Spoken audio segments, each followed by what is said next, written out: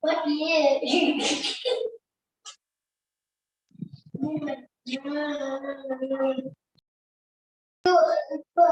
Everybody.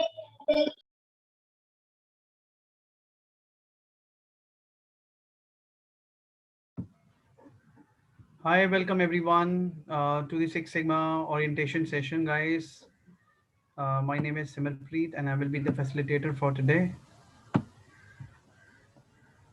Guys, we are going to start the session in the next 4 minutes as the time is 1.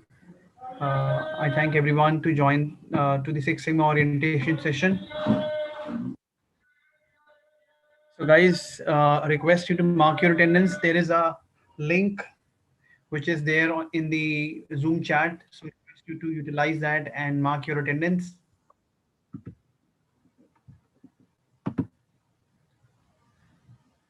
Good afternoon, Rupesh. Good afternoon, everyone.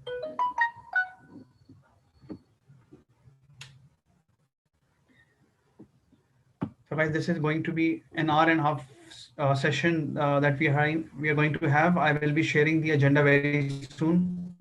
Let's wait for some more time and we will be able to have this session. I'll try to answer all your questions today. Please use the chat window or you can ask a question online as well from me. And we'll try to answer all the questions. If in case I'm not able to answer all the questions, so guys, I hope I'm audible to you. You're able to hear me. In case if you face any technical issue, you're not able to hear me, you can let me know, and I'll be able to ensure that you're able to hear me correctly. So I can see good amount of people joined. So in the meanwhile, we are just waiting for 2 more minutes because the time that we have given is 1 p.m. and thank you for joining early for this session. And we are waiting for other people also to join this session so that they can also get the most benefit out of it. Uh, and we will be able to make this session more interactive so that we all can learn out of it. So in the meanwhile, guys, you can just mention your name and the kind of industry that you belong to. Service industry, maybe manufacturing, maybe technical, so that it helps me to provide certain examples to all of you. So, and if you have any expectation from this session, you can also put that in the chat window. So in the meanwhile, you can do that. We will just start sharp at 1.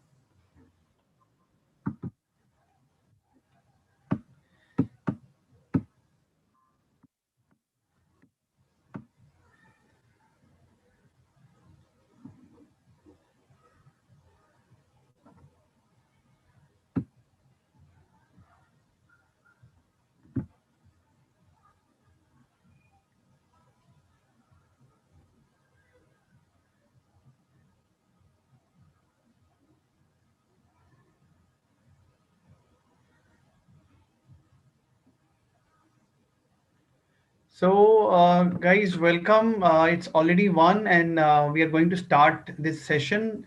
Guys, my name is Simarpreet and I will be the facilitator for today's Six Sigma orientation session. This session is going to last for 1 hour and 30 minutes. And we are going to talk about some of the aspects of Six Sigma, how Six Sigma is going to help you. We will talk about certain tools which are very, very relevant in Six Sigma, how you can join the community, how you can join, how you can take the most out of it. All things will be discussed here. So, guys, in the meanwhile, I would request all of you to mention your name and type of industry that you belong to, whether you belong to service industry or manufacturing. You can mention the department that you're managing. This would help me to provide relevant examples to all of you. So I can see Bharat. Hi, Bharat. So Bharat is a business analyst at HCL Technologies. Okay. So Bharat, you are an IT professional. Guys, request others to share their prospects. Guys, in the meanwhile, if anybody has any expectation from this session, although I will be sharing the agenda, but if anybody has any expectation and anybody have any question also, you can put that in the chat window or you can speak to me as well. So, guys, request you to introduce yourself, mention your name, which department do you belong to. This would help to make the session more interactive. So, as of now, only Bharat has introduced himself. Then we have Revati. So, Revati, which department or which industry do you belong to? And this is for everyone, guys. Please introduce yourself in the chat window or you can say it on the call as well. Both the means are okay with me. Hi, Rupesh. Rupesh is from healthcare domain. He's an SME. Okay. So, guys, I see good amount of people have already joined. So, request you to introduce yourself to make sure that this session is interactive and you get the most out of it. So, we have Tarun who is working in the NBFC Finance as a credit manager. Okay. Revati is a process leader in a leading BPO industry. Okay, great. So we have people from service, people from IT, people from finance sector.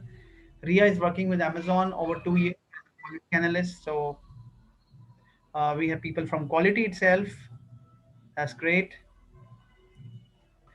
So guys, good. I can see a lot of people are introducing yourself. Guys, please make sure that let's make the session very interactive, and that's the expectation that I have from all of you. If you have any questions, please feel free to put in the chat window, or you can ask me as well, and I will be able to answer all of your questions.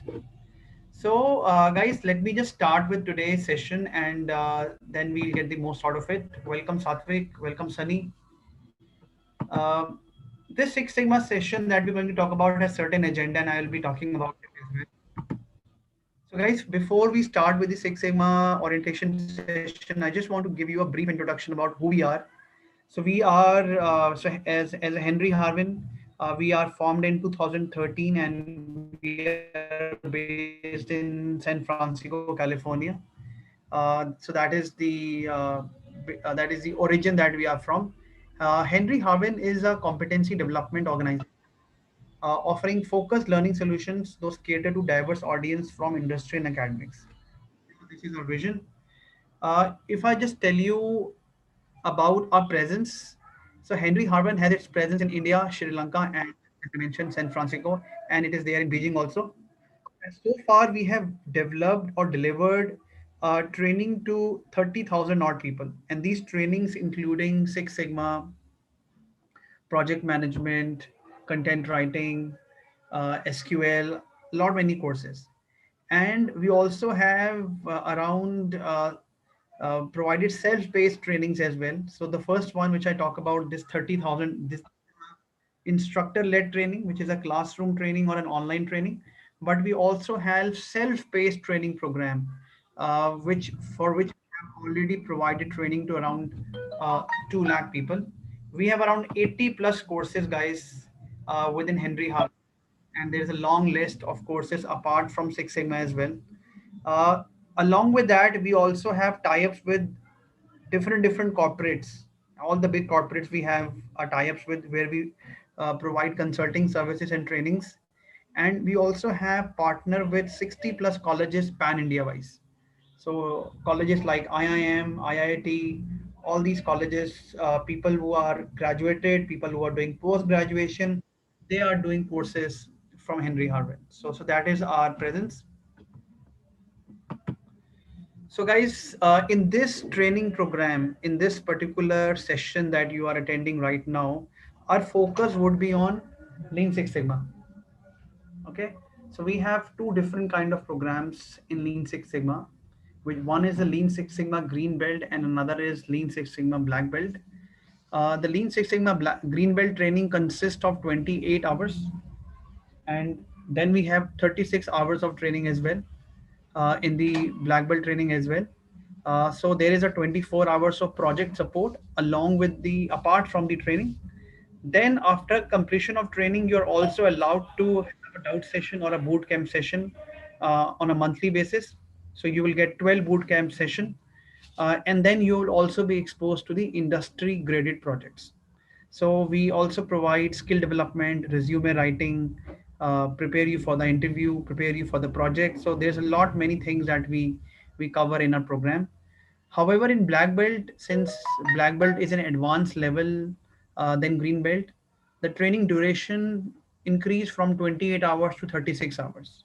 So that's the only difference, because in Six Sigma black belt, we cover some more statistical tools, which are more relevant for that particular process or a project.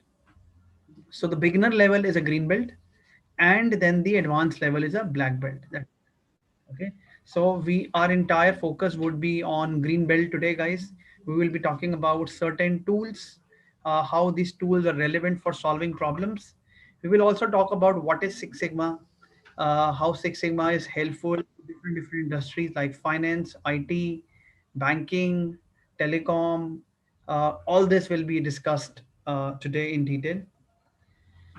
Guys, apart from assignment and projects, there are different projects that we give you exposure on. So likewise, in every training that we conduct, it is not only a theory based training, it also include a project as well. And when I am saying a project, it's a kind of a life, or a kind of a project wherein you will get exposure to do and understand everything in detail.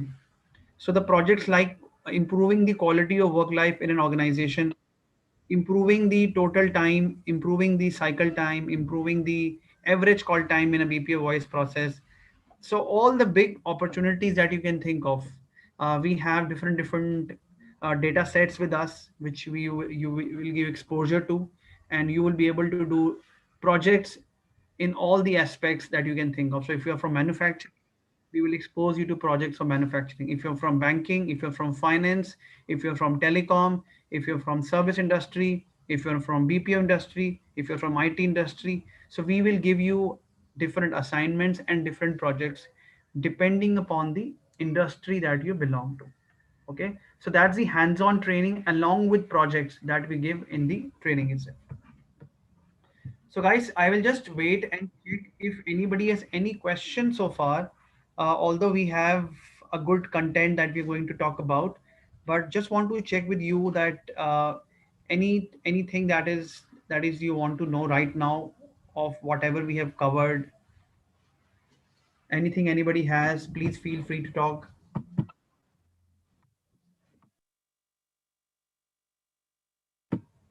Okay. So if you don't have any questions, that's fine. Let's move ahead. So guys, we also provide you hands-on training on the mini tab. So in Six Sigma, there is a statistical tool which is called Minitab, wherein we provide exposure to you, which wherein you will be able to use that particular tool to solve business problems, to identify opportunities. So this is a tool, guys, Minitab, which would help you to do different kind of analysis and identify certain insights from a project. Okay. So, Sushant is asking a question. Today is my first session. I'm looking for engineering projects. Okay. So, when you say engineering projects, can you please specify what kind of engineering projects are you talking about? Is it mechanical? Is it IT?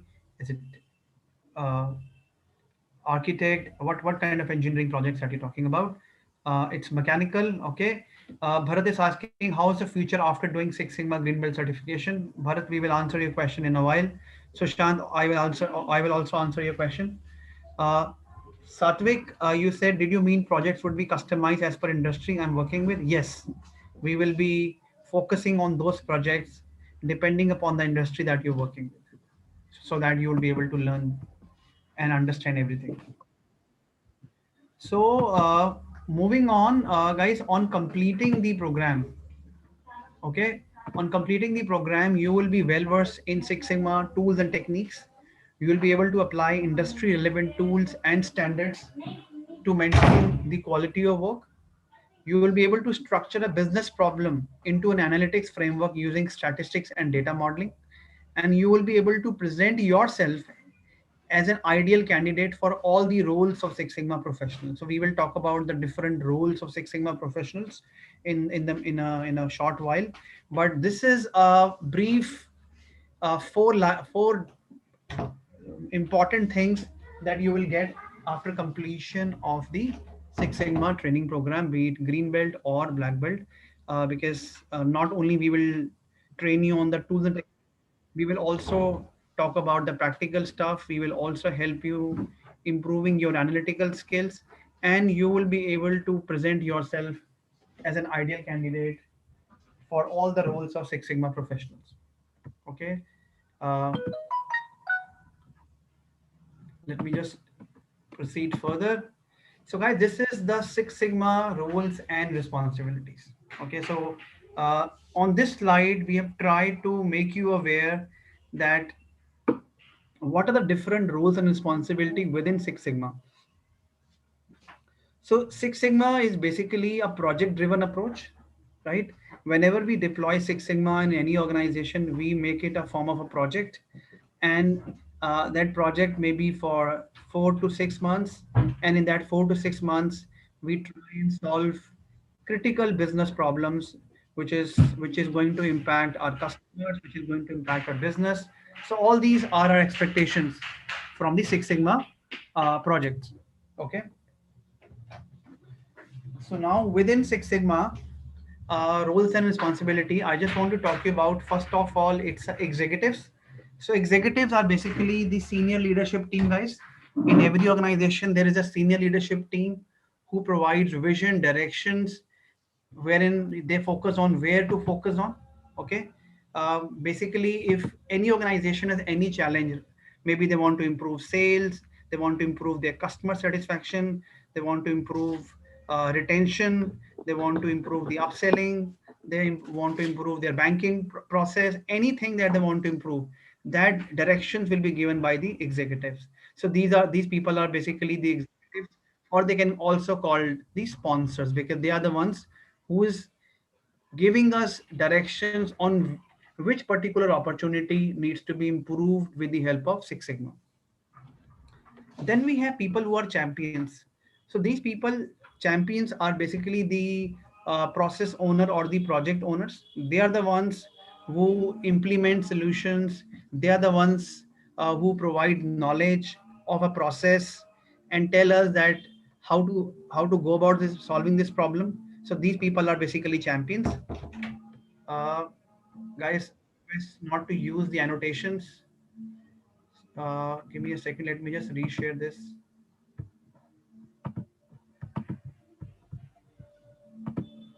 Guys, if you have any question, please put it in the chat window and I will be able to answer that. Then we have the master black belts, guys. So master black belt is the highest level in Six Sigma. So people at master black belt levels are the senior leadership team of of Six Sigma. They are the full-time people, and they are the ones who train and coach black belts. Okay. Who are black belts? Black belts are the ones who are also full-time. They facilitate problem solving. They lead the black belt projects. Black belt projects are at our organizational level, and they also train and coaches the project teams and the green belts. So these are the ones which they focus on.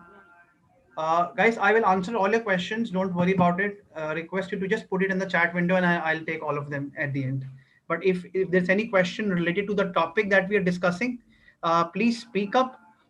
Or if it is relevant, you can put it on the chat window, and I'll be able to answer it. So all the relevant answers I will be answering right away. But all the other questions that you have, I will be answering it at the end, or maybe once I take a break. Uh, then we have green belts, guys. Green belts are also the part times. They assist the black belts on solving problems, and green belt also lead the green belt projects.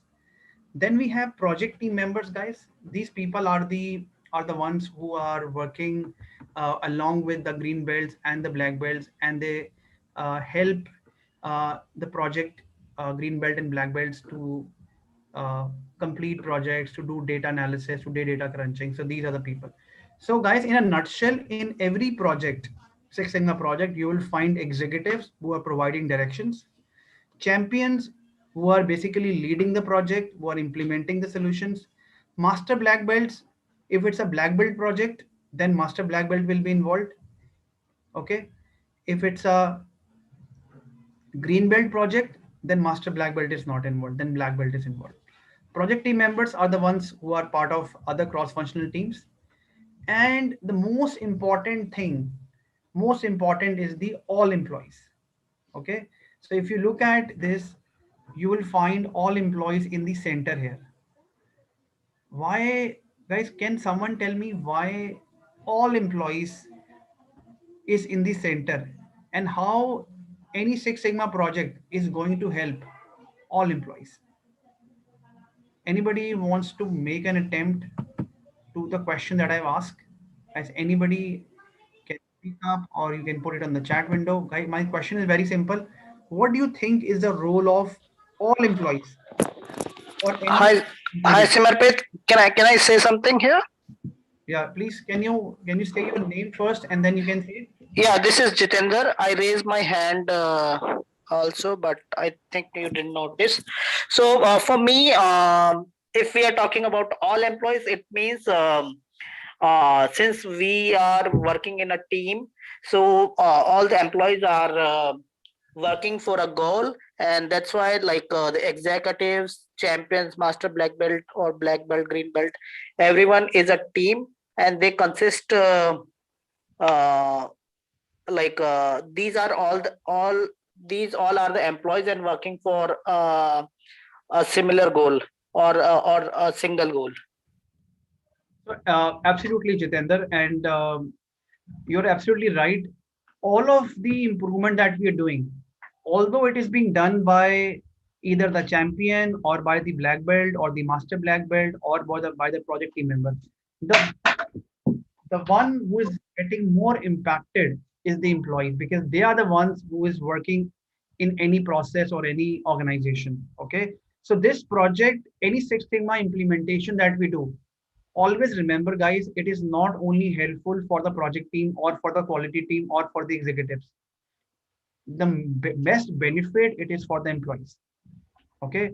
Although we always say that we do projects for our customers, that is true, but the ones who make it implementable are the employees. So we need to be very, very carefully understand that it is only and only possible with the help of employees. If employees are not contented or if employees are not in the picture, we will not be able to get the benefit out of it. So all these Six Sigma implementations or all the improvement which are happening, the best benefit it is for the employees because it will make their work easier. They will be able to perform their job and work in a great manner. They are we will be able to make the process very, very simple for them because usually the process might be complex, but after Six Sigma implementation, it would be very, very easy for them. So that is what the role of an employee is. Okay, so let's proceed further, guys. And there are a few people on the call, and I'm sure you must have heard what is Six Sigma. But just for the benefit, so that each and everybody is on the same page, I just want to tell you, since it's a Six Sigma workshop, so Six Sigma is a problem-solving approach, is a data solving approach as well. It's a data analysis approach. This was introduced by an American engineer, Mr. Bill Smith, while working with Motorola in 1996. So Motorola was the first company ever who have started with the Six Sigma concept. Okay. So what is basically Six Sigma? Six Sigma helps us to improve any deviation in the process, and it helps us to improve the process from X level to the highest level. So for example, if any organization has any issues related to, let's say, customer satisfaction, if any organization has problem with the high uh, cancellation, if any organization has problem with the high defects, high leakage, then in that particular case, Six Sigma plays a vital role in improving. The another thing, the another thing which Six Sigma help, it also help to improve the process deviation. Process deviation means if there's too much variation in the process. Sometimes you're doing really good and sometimes you're not doing really good. Six Sigma also help to improve the deviation from the process to ensure that our process is sustainable and predictable.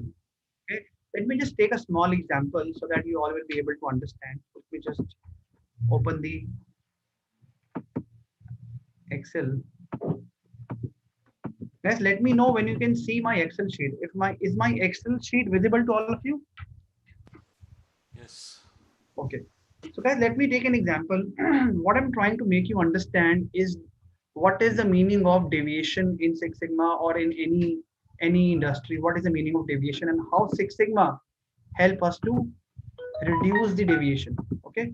So let me just take an example. So guys, let's say I have a data for number of defects in a manufacturing process. So there is a glass manufacturing organization and they are maintaining data in terms of how many glasses are being broken or how many glasses are defect in nature. So we have data for the month of, let's say, 6 months, Jan, Feb, March, April, May, June, and July. We have data for 7 months. Okay. Now I have data for guys. Am I audible to you? Shubham has just mentioned that he's not able to hear me. Is it? Are you also facing the same issue?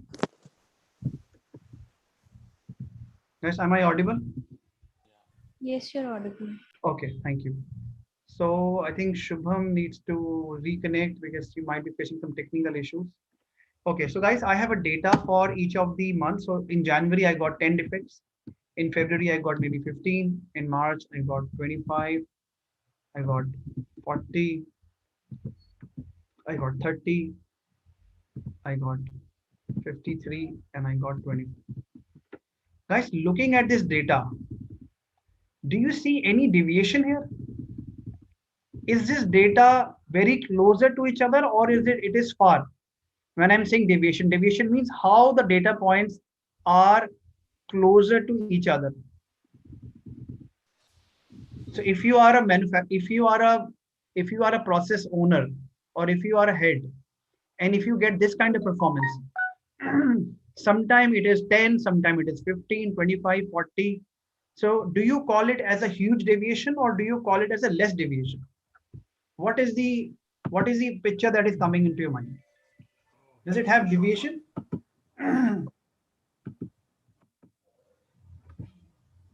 So guys, it's a huge deviation, right? Because you see, sometimes I get very less defect and sometimes I get very high. Okay.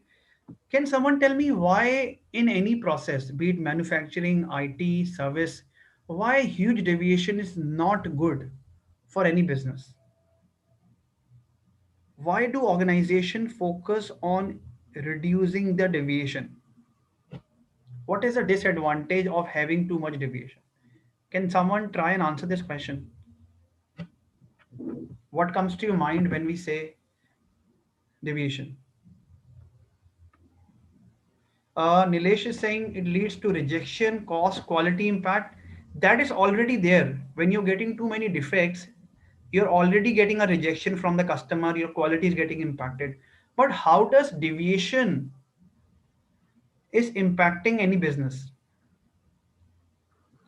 You're saying no proper process in place. So when there is no proper process in place, what does it leads to? What's the disadvantage that any business owner would have? Task will be complex. Inconsistency. Sorry, can you please go ahead? Inconsistency.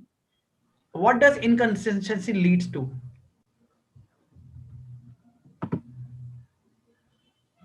What does inconsistency leads to? It means, sorry, this is Jitender. So inconsistency means we are actually not able to what we call assume or give an idea like what could be the production for the next month, because we are not sure that how much defect will be there in the next month.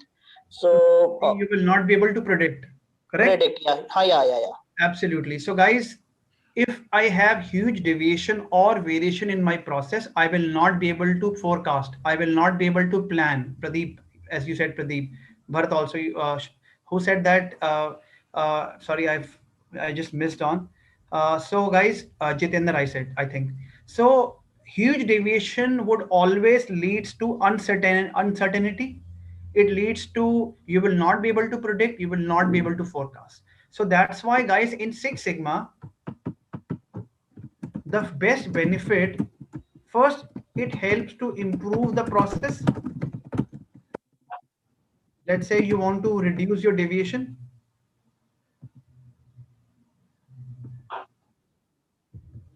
Guys, I hope you can see my Excel sheet. Yes, we can. Okay. Improve the process uh, from the defects. And second, it helps to reduce the variation. Okay. Pardon. So these are the two benefits that we get out of Six Sigma. And that's why in every Six Sigma project that we do, we not only try and improve the process, we also try and reduce the variation, because now you all can say it leads to better predictability and better forecasting. Okay, so this is what is Six Sigma in a very layman terminology so that you all can understand. Sorry. Guys, Six Sigma principles doesn't do any kind of differentiation. No matter whether you belong to service, whether you belong to manufacturing, whether you belong to IT, technical, engineering, healthcare, finance, any sector you belong to, the principal tool, the techniques, the methodology, the framework remains the same. So if you have gone through the Six Sigma training and certification, no matter if you're switching your industry, you're moving from, let's say, HR industry to finance, or you're moving from one industry to another industry, you will be able to deploy Six Sigma wherever you want. All you require is some bit of process knowledge, which you definitely get when you get in touch with people. But the methodology, the problem solving methodology, how to solve problems, how to do process improvement, how to reduce variation, that would remain the same. So that is the beauty about this methodology. Okay. So moving ahead, guys, I'll just talk about more concepts as well and what is that we are going to talk about. So as mentioned, Six Sigma is a business methodology that use management tools and techniques to increase business profitability. So if any business wants to improve their profitability or maybe reduce the cost, that can also be done with the help of Six Sigma. It would take, it would also help to eliminate the defects by statistical methodology. Okay. uh, you think of any business challenge your organization or your department is facing, okay, which is impacted to any organization or any process, that thing can be helped or improved using Six Sigma.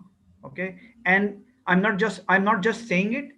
This is this is something which has been the benefits out of Six Sigma. All the big improvements in big organizations are done with the help of Six Sigma. You take an example of Amazon, you take an example of TCS, you take an example of IBM, you take an example of Accenture. All the big brands, if you can think of, are using Six Sigma to solve their business problems, to solve their management problems, so that they will be able to get the best output from their customers. It also used to enhance the customer satisfaction, which is related to quality and error-free processes. So, guys, nowadays the focus is on customer satisfaction, and it is not an easy task, because it is not that easy to ensure that you are able to meet demand of every customer. But max you can do is you are able to improve the expectation of majority of your customers. Okay. So metrics like customer satisfaction scores, net promoter score, these are the metrics which organization is currently focusing on. and that can also be improved with the help of Six Sigma. It also helps us to improve the efficiency in any process. It also helps to improve the what should I call it as productivity. Okay, if let's say you are in a in a manufacturing process, okay, wherein productivity plays a very important role, because if your employees are not productive, you will not be able to meet the customer demand, and if you're not able to meet the customer demand, you will not customer would not like to continue with you. Okay, so with the help of Six Sigma, we also try and improve the efficiency or productivity in any process. Now, guys, for every methodology, whether you do Six Sigma, whether you do data modeling, whether you data science, PMP, any course that you have done or are doing or will be doing, requires certain methodology. Okay, without any methodology, we cannot solve anything. Similarly, Six Sigma also believes in a five-step methodology. And in a five-step methodology, Six Sigma tries not try to improve the process, but also try to sustain for a longer time as well. Okay. So there are five-step methodology in Six Sigma, guys. The first one is the define. Second phase is the measure. Third is the analyze. Fourth is improve, and fifth is control. So likewise, uh, in these five methodology, define phase basically focus on understanding the problem in detail along with the impact. And when we say impact, it is impact on the business, impact on our customers, impact on our employees, impact on the regulations if there are any. Okay. So what one common mistake that we all do is that we do not understand the problem in detail, and that's why we are not able to solve it. So therefore, Six Sigma focuses one phase, which is define phase, only and only on defining the problem. Okay, in the define phase, which lasts for around 15 days, when we do a Six Sigma project or when we do any improvement, in this 15 days, the only focus is on what is the problem, how big is the problem, and how it is getting impacted. Okay, so we try and understand the problem in detail.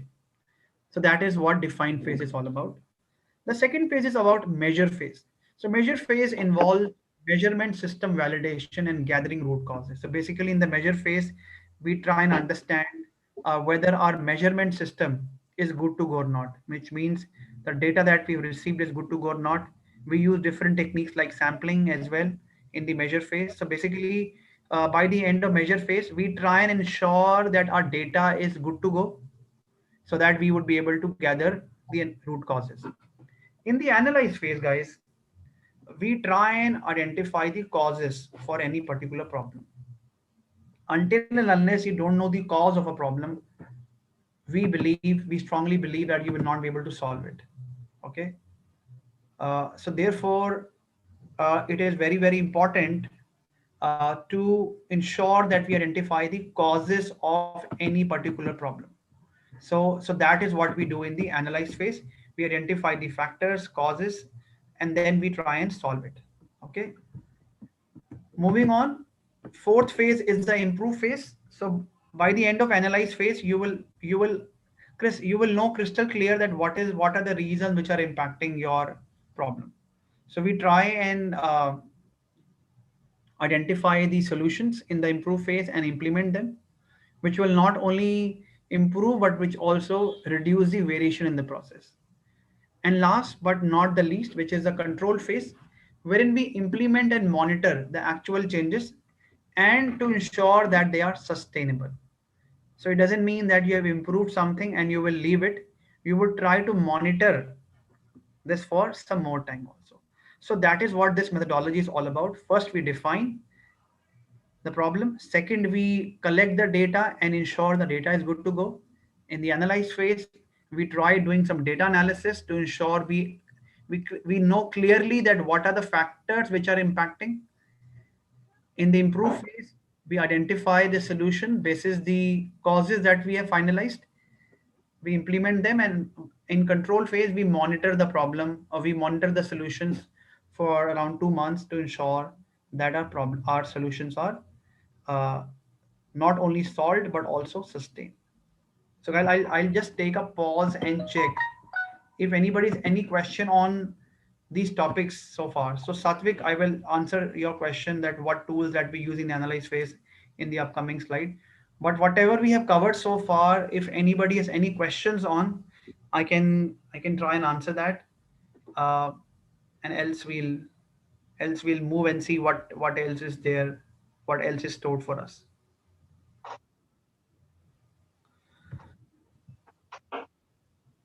Okay, so no questions. Let's move ahead.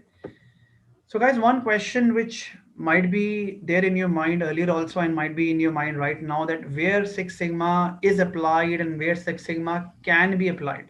Okay, Six Sigma can be applied anywhere you want to.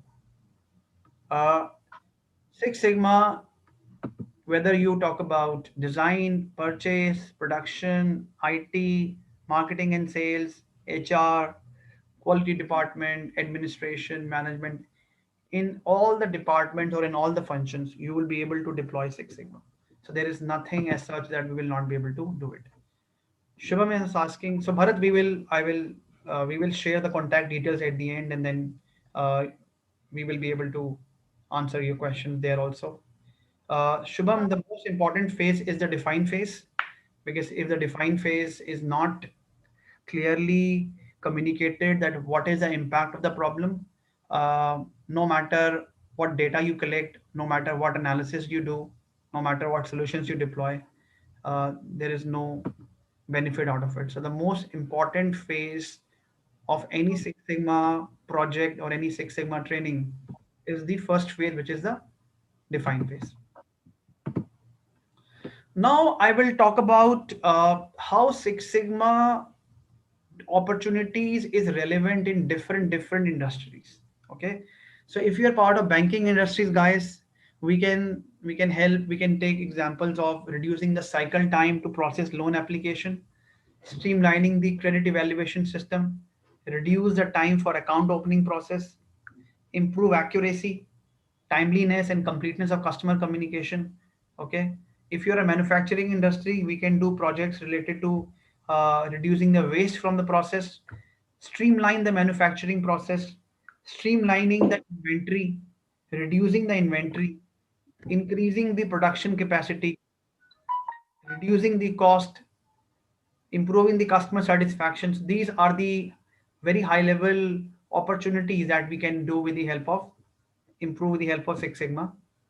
If you're a part of telecom industry, then problems like we can improve the development of new features and processes. Okay, so if you're a part of telecom sector and you want to come up with something new, that can be done with the Six Sigma. If you want to improve reduce the response time to complaints, okay, in a telecom sector or maybe in a hospitality sector or any sector, if you want to reduce the customer churning, if you want to reduce the billing errors, all can be done with the help of Six Sigma in a telecom. If you're from a hospitality industry, then reduce waste in the process, reduce the waiting time in the dining service, reducing the cost of new service, improve the corporate culture, improve the accuracy, timeliness, and completeness of customer communication. So these are very high level opportunities, very complex opportunities that are there in hospitality and telecom. But if you have any opportunity in your mind and you want to clarify with me whether that can be done with the help of Six Sigma or not, I would be able to tell you whether we will be able to do it with Six Sigma or not. Okay. Moving ahead, if you're part of pharmaceutical or if you're part of food industry, you can see that we can reduce the waste in development of new drugs and processes. We can improve the quality of product. We want to increase the financial support, price reduction of process.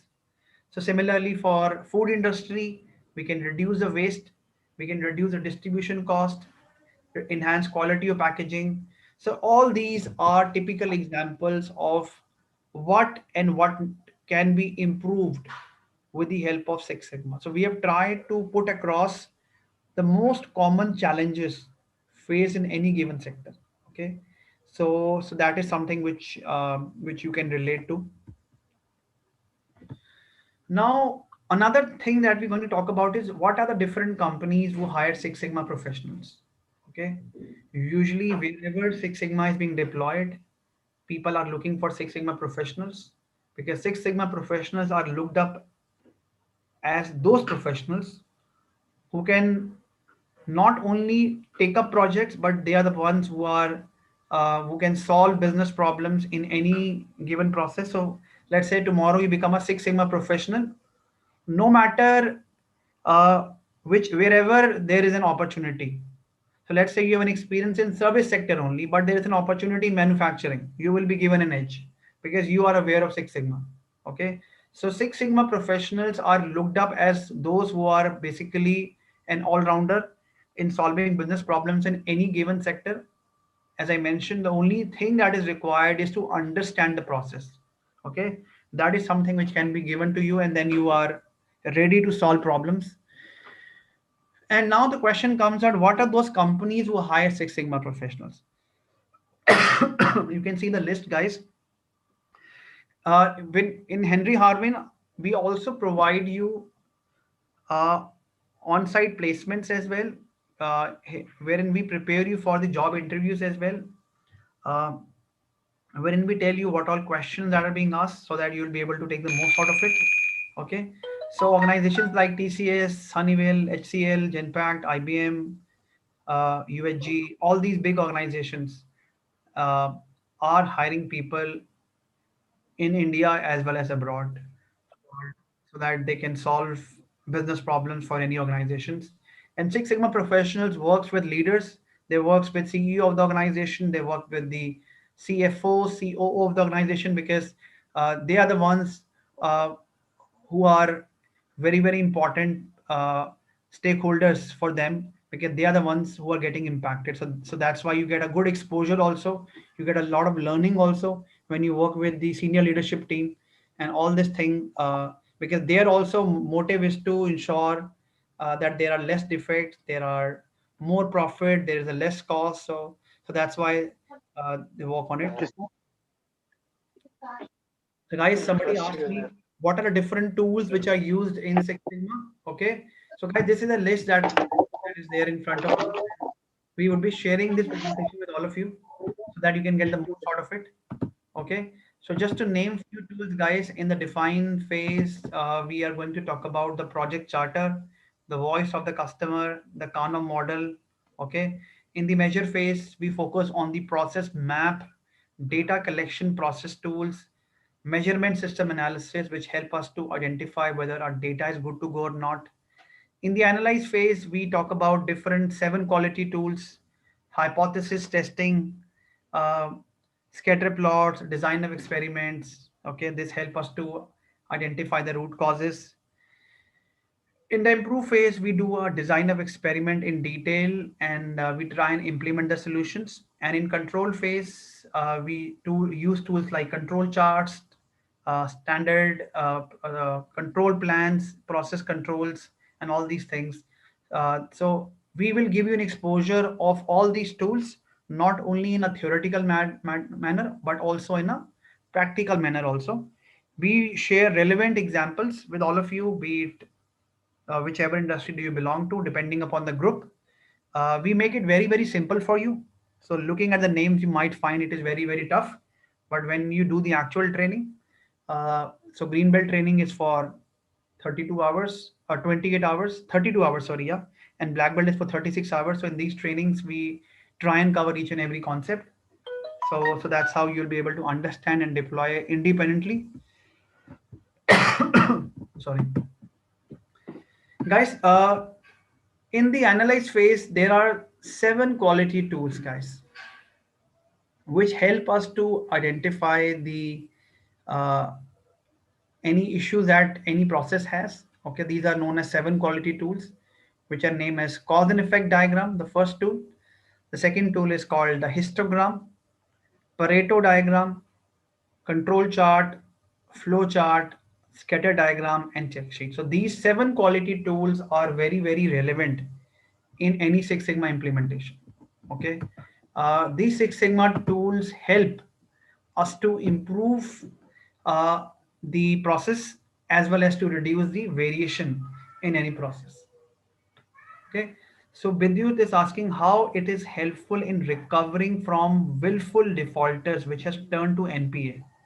Can you just throw some more light on it so that we all are able to understand what is the meaning of willful defaulters and what is NPA and which industry that you're talking about? What is the problem statement that is there? So then we will be able to understand it better. But no matter if any opportunity, any problem which any organization is facing for which have the data available for a certain period of time, okay, we would be able to solve that. If you're from banking and finance, Tarun is saying from banking and finance. Didn't get you whether you are saying something or whether you're asking something. Uh, Nilanchal is saying NP stand for non-performing asset. So how it is helpful in recovering from willful defaulters. So probably I think you're talking about some collections or recovery, uh, which is a very important aspect of any business process. That how 6 months helpful in recovering from willful defaulters. So yes, if we have a data available for that, and if we are able to do some data analysis and try and identify that what are the reasons why these defaulters are not paying these assets back to the organization, then that thing can be done with the help of Six Sigma. So you name an opportunity, and we will be able to use Six Sigma there. So Tarun, I didn't get you. We said from banking and finance. Are you talking about you asking any question from me, or you trying to help Vidyut in understanding his question? So whatever is the situation, just let me know.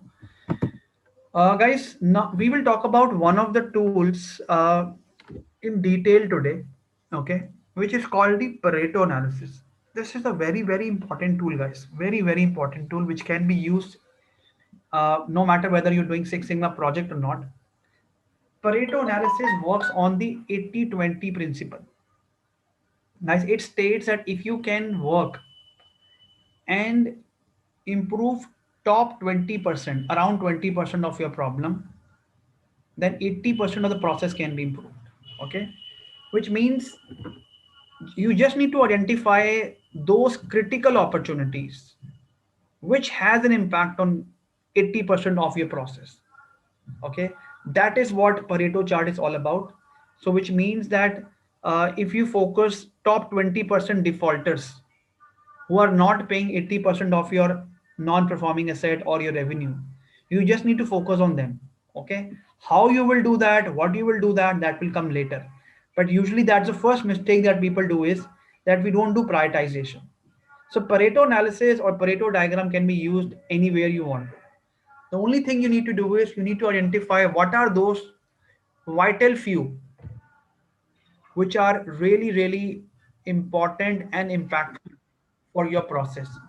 With the help of that, you will be able to improve your problems. Okay, so that is what we will do in the Pareto. So typical example of Pareto is, guys, top 20% agents are generating 80% of revenue. Okay, 20% defaulters are impacted the 80% revenue. All the defects, top 20% defects is all 80% of defects are coming from 20% of people. Okay, so this is a 80-20 rule which applies everywhere we want. The only thing we need to do is to identify those 20% opportunities which has an impact on 80% of the problem. Okay, so that's how we will be able to use the Pareto analysis. Okay, thanks Tarun for clarifying. Shubham is asking which tool we can use in which phase. So that is what I have shown in the previous slide, Shubham. We will be able to share this presentation with all of you. You can go through it. We have also classified what tools is relevant in which particular phase. So when we go through the entire training, the 28 hours or 32 hours training, you'll be able to understand it better. So let's do one exercise, guys, and I would need your help also, so that we can use the Pareto analysis. So, guys, Pareto is basically a concept We can make it visually, we can make it graphically, just to highlight some focus areas. So I'll just show it to you. This is how actually the Pareto looks like. Okay, but let's do a practical exercise also, so that you all will be able to understand as well. And I will take a very real life example, and that's how we'll be able to take the most out of it. So I'm just sharing my Excel sheet with all of you. So guys, let's take an example. Uh, Reason for leaving the organization. Okay, this is also called as attrition. Let's say there is a project that the organization is doing to improve the attrition. Now, guys, I need your help. Can you tell me what are the probable reasons why an employee is leaving the organization within the first 6 months or 3 months? So let's try and identify the reasons, and then I will tell you how a Pareto can help to improve the attrition or reduce the attrition. So what could be the typical reasons, guys? People leaving. So Nilesh saying culture. Okay. So I'm mentioning reasons here, and I will mention here the count. So work culture. Okay. Then we say compensation. Method of work. So Shubham, you need to be more specific when you say method of work. What are you trying to say? Employee dissatisfaction. So there is an employee dissatisfaction also, Revati. That's the reason people are leaving. What is that dissatisfaction which is leading to employee leaving? Guys, until and unless your cause is not clear, how would you deploy solution? Okay, so that's why you need to be very clear that what is that one reason why employees are leaving. Likewise, we said the work culture is not good, the compensation is not very good, we're getting less salary. What could be other reasons, guys? Please come up with your reasons. We need around 10 to 8 to 10 reasons of why employees are leaving organizations. I would request you to either speak up or put it on the chat.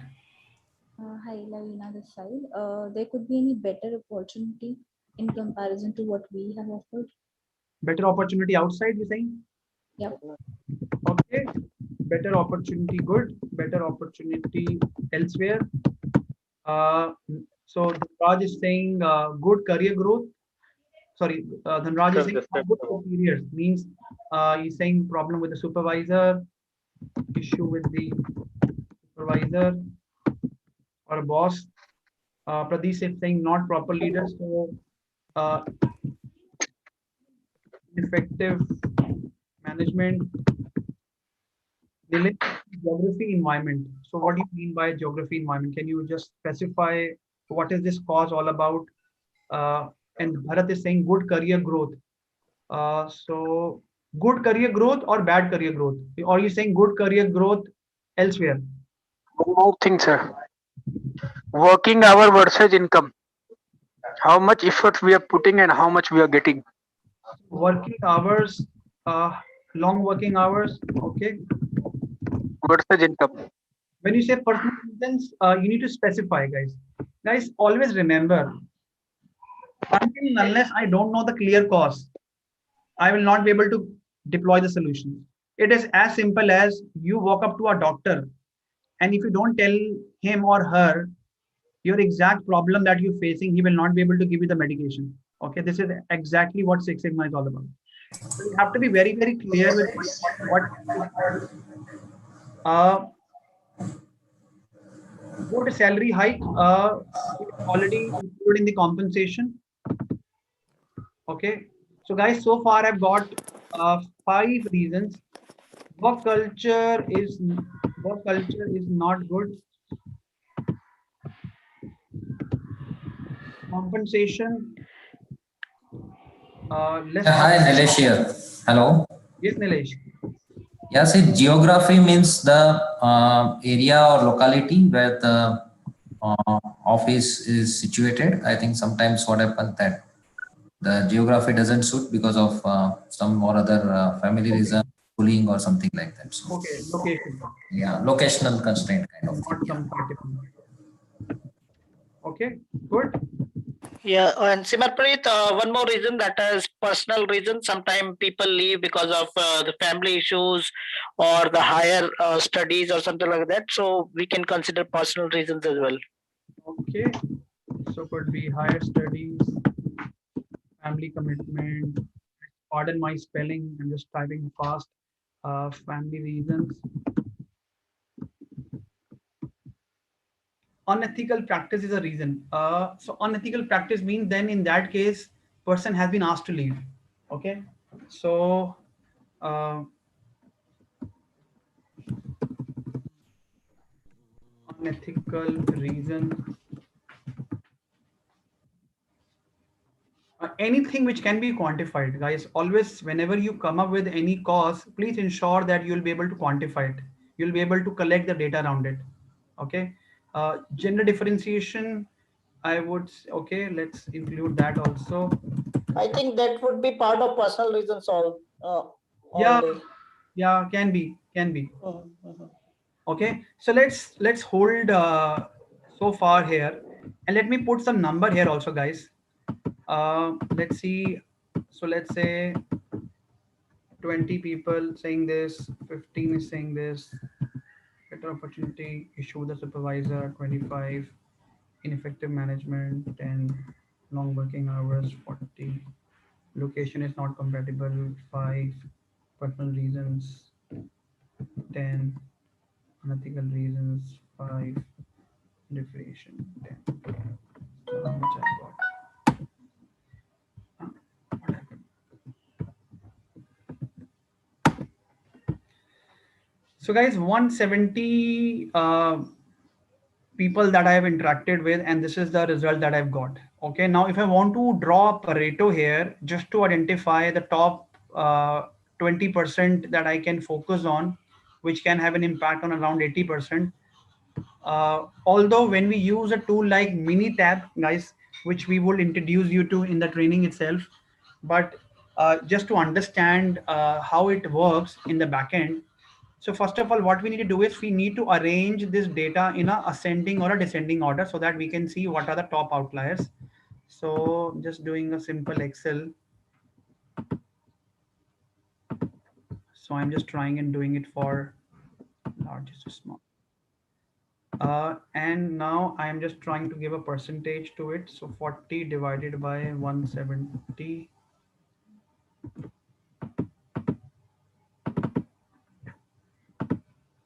So guys, this contributes to 100%. And if I use a cumulative frequency here, so guys, these 4 reasons is contributing to around 76%. So, and these 5 reason is contributing to 24%.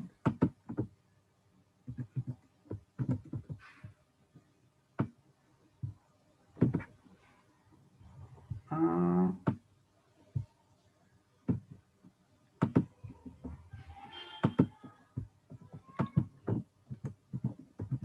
so which of the reasons or which of the areas, guys, you would be looking at, the green ones or the amber ones?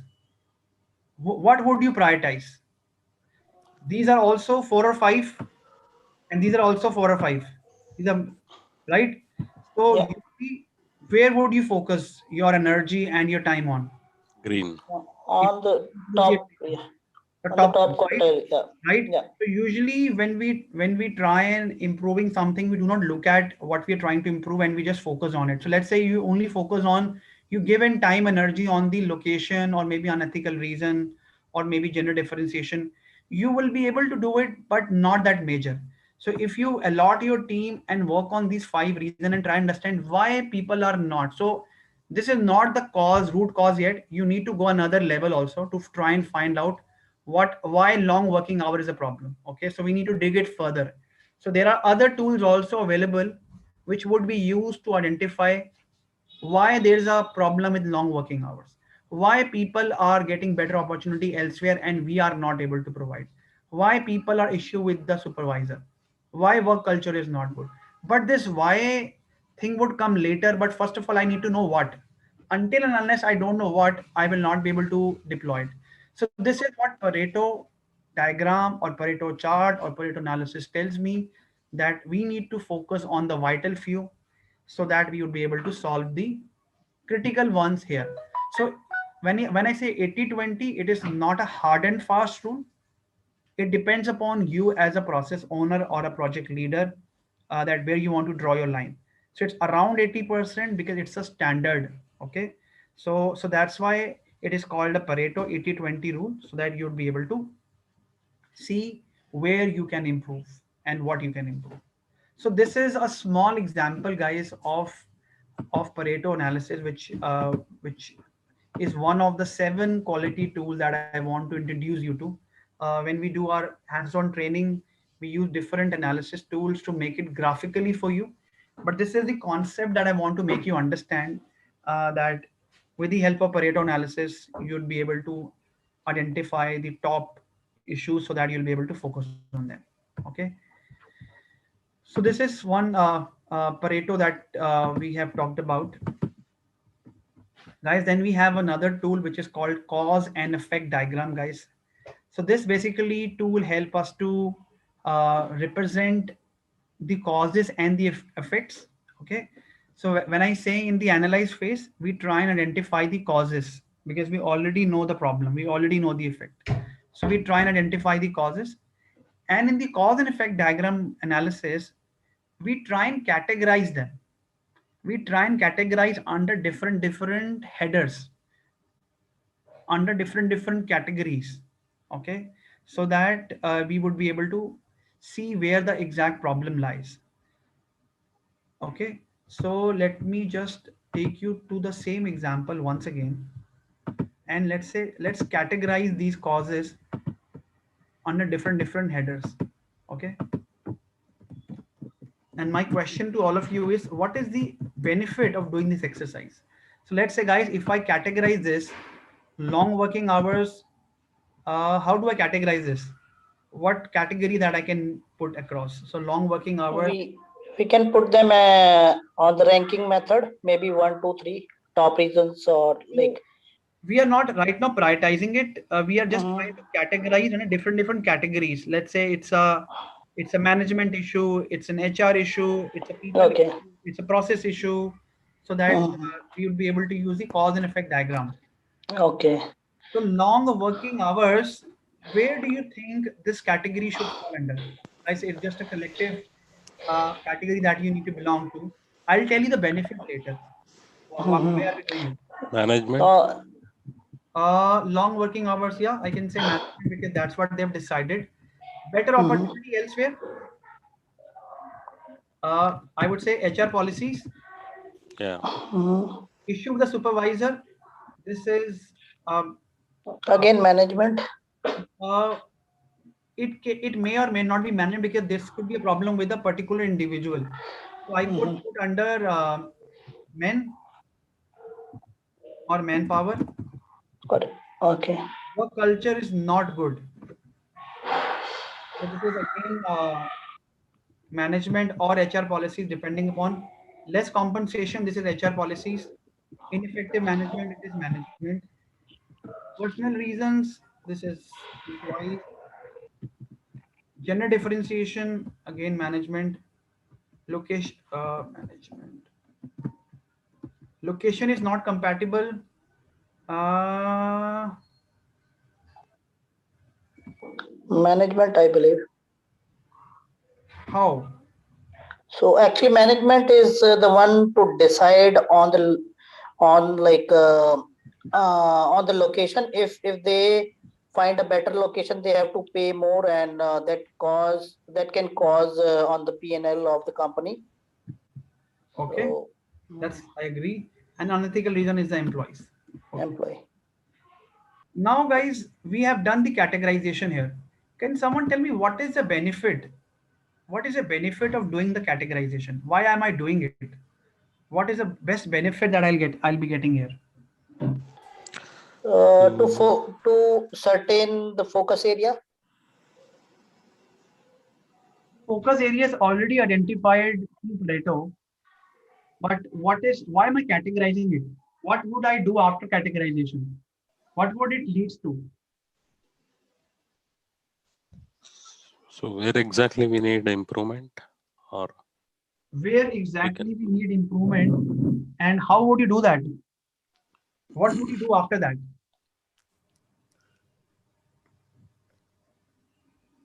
we'll work on those areas How? to improve. How would you work on those areas to improve? What is the first step that you would take?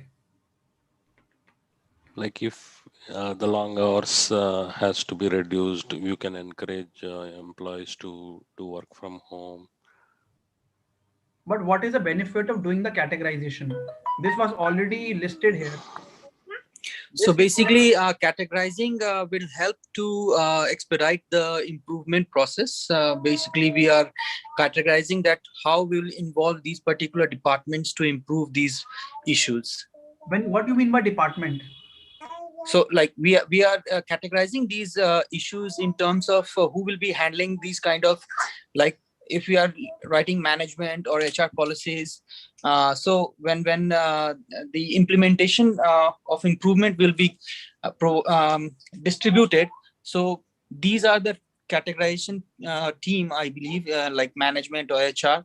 Those will be assigned that okay, Very well this done. Good job. better opportunities. So the Good job. HR will be handling these issues, like long working hours. So the management will be handling these issues. So this is the reason why we do the categorization of the issues. Well done, well done. I Thank you. think Rajiv, you have summed up very well, guys, and this is for everybody. Guys, the categorization helps me to identify whom do I need to speak to, whom do I need to connect with to solve this problem.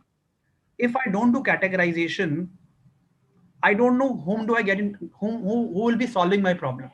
I know what needs to be solved, but who will be doing it? And guys, as we all know, it is not humanly possible for me to solve everything. I would take help of different cross-functional teams, maybe management, maybe HR, maybe for employees, I would like to further ask more questions. For management, I need to discuss this in the focus groups. So basically, categorization, as Rajiv mentioned, that it help us to identify the focus area who will be able to solve this problem for me.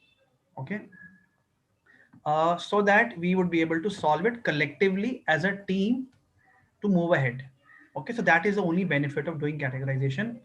Bidyut is saying unethical practice maybe from management side too, if they put pressure force to break the guideline circular recipe. So depends upon the cause, Bidyut.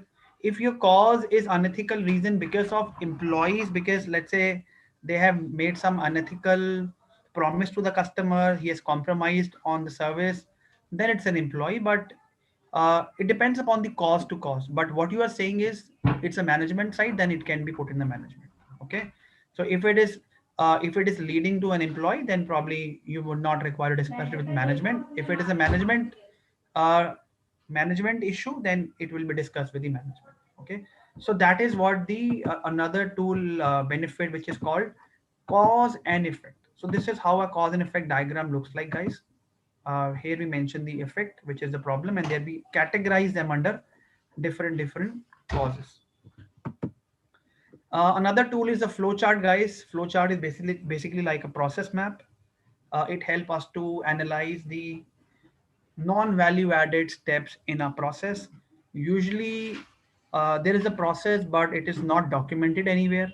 When it is not documented anywhere, people can use anything as per their own convenience. All the employees are not focusing on one particular process. It may lead to errors, it may lead to non-compliance, it may lead to customer complaints because the process is not being followed. uh, and that's how having a flow chart or having a process map help us to identify the non-value added opportunities in a given process. So that is what the flow chart would also be helpful. So flow chart is also one of the 7 quality tools. So this is what we wanted to give you a brief exposure to some of the tools that we have. Now I want to talk about the different certification structure, then master black belt, as I mentioned earlier, then the black belt, green belt, and the yellow belt. Yellow belt doesn't exist anymore, but yes, some organizations have yellow belt. So yellow belt aware of the basic Six Sigma principles. Green belt have some analytical tools, some statistical tools. Black belt is little bit complex, wherein we require certain statistical tools, and master black belt requires certain experience in the black belt category to apply for that. Providing you some information on our upcoming batches, guys, for a green belt batch, which is going to start from 28th. Uh, if you have any questions related to the batch, you can call on these numbers. There is a link also which you can use to enroll yourself as well. Uh, I would be able to answer questions today also, since most of you have put it in the chat window. But if you have any questions apart from which we will not be able to cover today, you can call on these numbers. You can watch this entire session on YouTube, guys, because we this is a YouTube live session, so you can log into um YouTube and subscribe to Henry Harvin Education, wherein you get exposure to all the Six Sigma training programs, videos, tools, and everything. So after this training, also you can, if you have missed something, some people were facing technical issues, so you can uh, watch the recording of the entire session. You have made it very, very interactive, so I am sure it will be helpful for others also. So you can join us on Facebook, LinkedIn, YouTube, Twitter for any updates related to Six Sigma or any other courses as well, where we will be able to provide you assistance on. Now it's a time, guys, to take your questions if we have any. And I would now go to the chat window and ask and taking questions from you.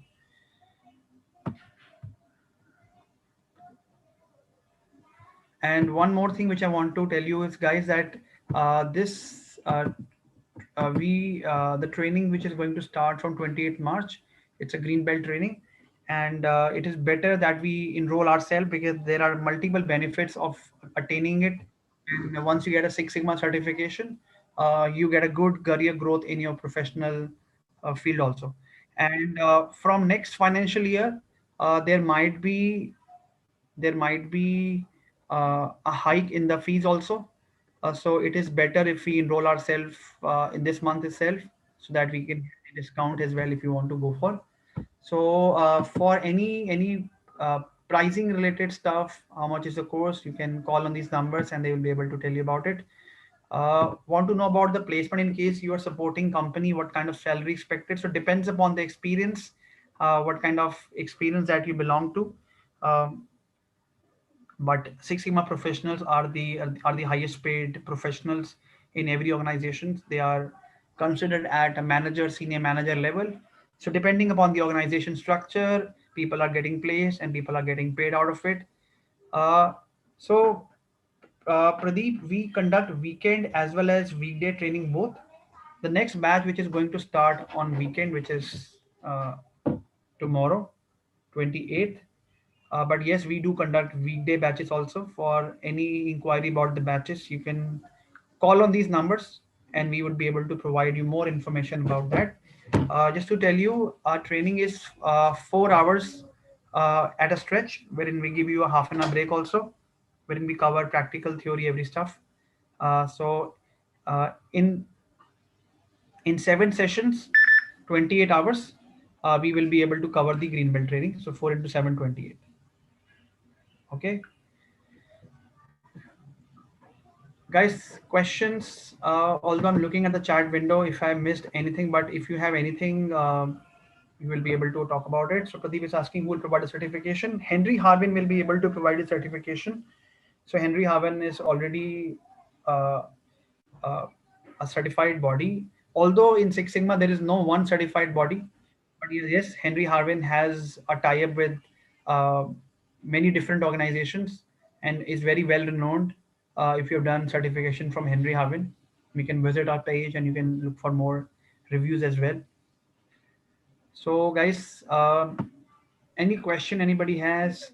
Yes, so I have a question like 28 hours means a month's time. Yeah, so you can say that. So 28 hours would be divided into 7 sessions. So Saturday, Sunday, Saturday, Sunday. So our training happens on Yeah. Saturday and Sunday both. Mhm. So 7 sessions will be around 1 month time, you can Yeah, say. yeah. And another question, like if I am working in a company as an assistant manager role, so what would be the best practice for me to go for the green belt or the next level? So usually uh, the Six Sigma certification start from a green belt. One should always start with green belt training because that Mhm. the more beginner level and advanced level as well, wherein we start from the scratch.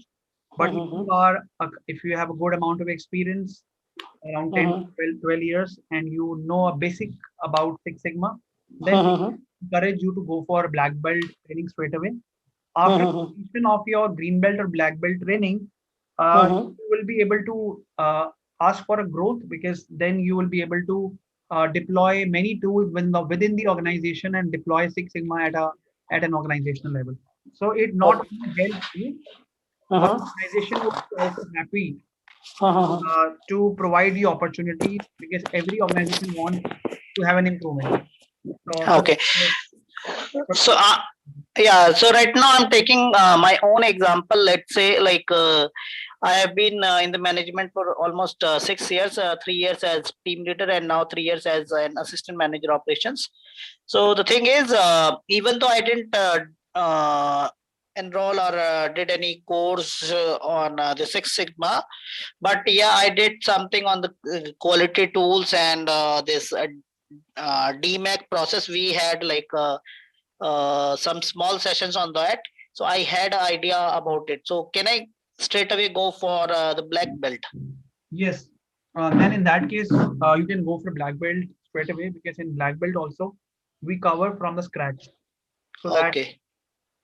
if anybody wants to uh, refresh their green belt skills, also that is also covered, because we get queries from people that they have done green belt training, let's say 7 to 8 years back, but Yeah. they are not certified. So we Uh-huh. encourage them to go for straight away black belt certification, because in Mhm. that we cover the green belt concepts as well. Okay. Thank you, Samarpreet. You're welcome.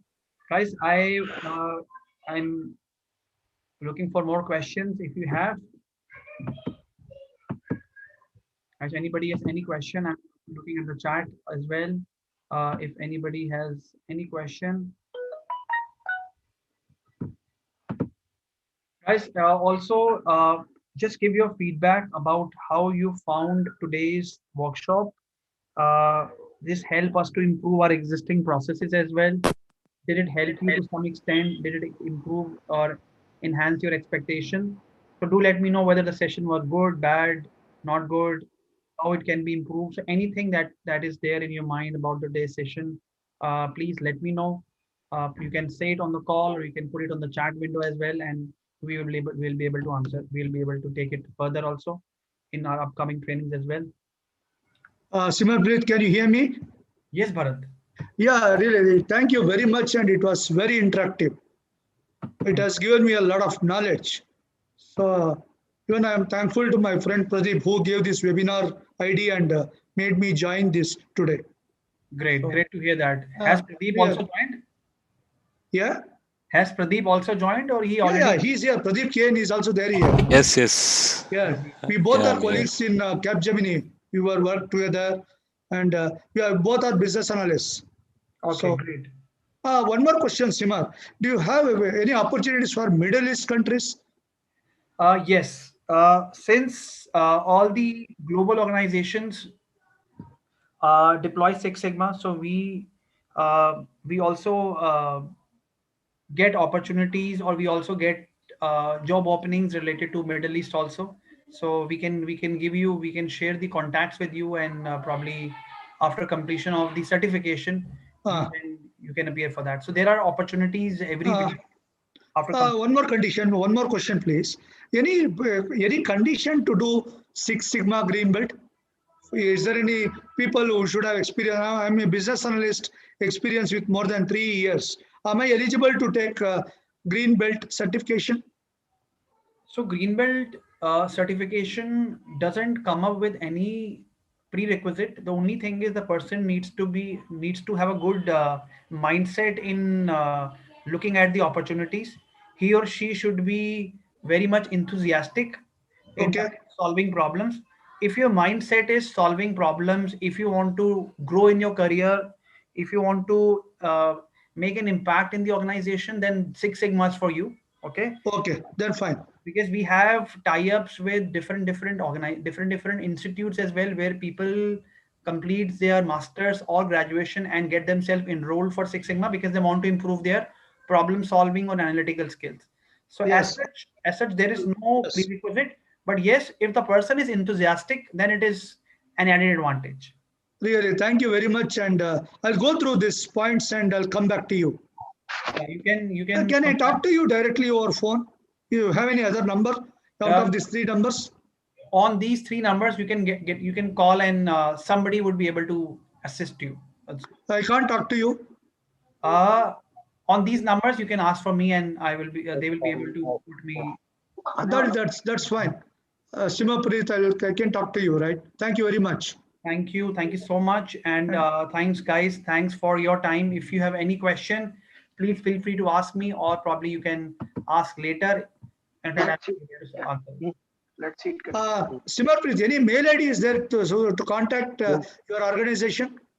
Let me just check if there's any email ID. I would request the team to put the email ID on the chat window also.